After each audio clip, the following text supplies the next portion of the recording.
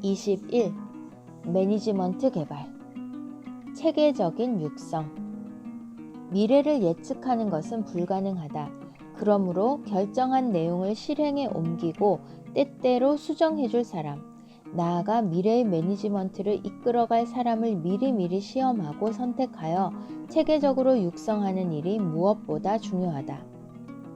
매니저는 육성되는 것이지 선천적인 자질을 가진 타고난 부류가 아니다. 따라서 미래의 매니저를 육성하고 확보하기 위해 끊임없는 노력을 기울일 필요가 있다. 운이나 우연에 맡기는 것은 용납되지 않는다. 매니지먼트 개발과 관계없는 것. 우선 매니지먼트 개발에 해당되지 않는 것이 무엇인지부터 분명히 짚고 넘어가야 한다. 매니지먼트 개발은 단순히 세미나에 참가하는 것이 아니다. 세미나는 여러 가지 도구 가운데 하나일 뿐이다. 그것 자체가 매니지먼트는 아니다. 세미나는 특정 주제에 관한 3일간의 세미나건 2년 혹은 매주 3회씩 저녁 시간에 열리는 상급 세미나건 조직 전체와 각 매니저의 니즈에 맞는 것이어야 한다. 특히 실제 업무, 상사, 조직 내 프로그램, 개인별 자기개발 프로그램에 관련된 세미나는 큰 의미를 지닌다. 매니지먼트 개발은 인사계획이나 엘리트 탐색이 아니다. 인사계획이나 엘리트 탐색은 모두 쓸데없는 데다 해롭기까지 하다. 조직이 저지를 수 있는 최악의 일은 엘리트를 육성하려다 나머지 사람들마저 방치하는 것이다. 10년 후 업무의 8할은 그 방치했던 사람들이 하지 않으면 안 된다는 사실을 간과해서는 안 된다. 더구나 그들은 자신이 가볍게 취급받았던 기억을 간직하고 있다.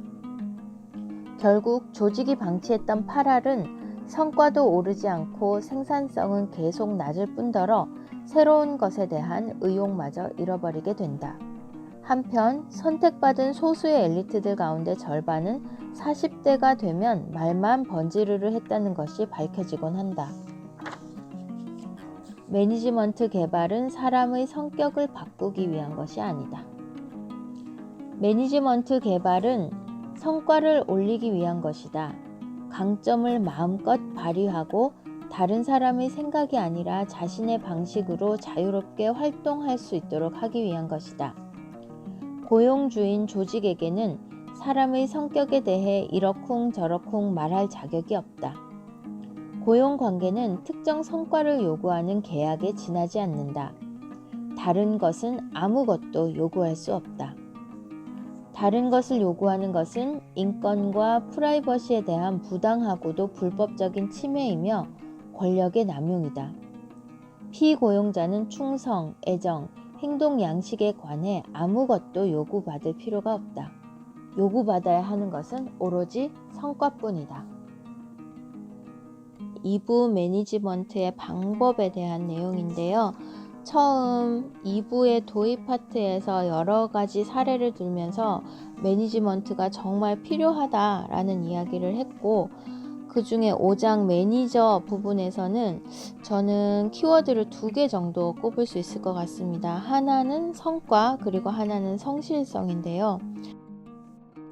매니저에게 요구되는 가장 필요한 자질이 성실성이라는 것. 그러니까 다른 기본적인 것들은 다 하면서도 또 성실하게 자기의 책무를 다해야 한다는 것. 그리고 매니저는 기본적으로 성과에 대한 책무를 가진다는 것.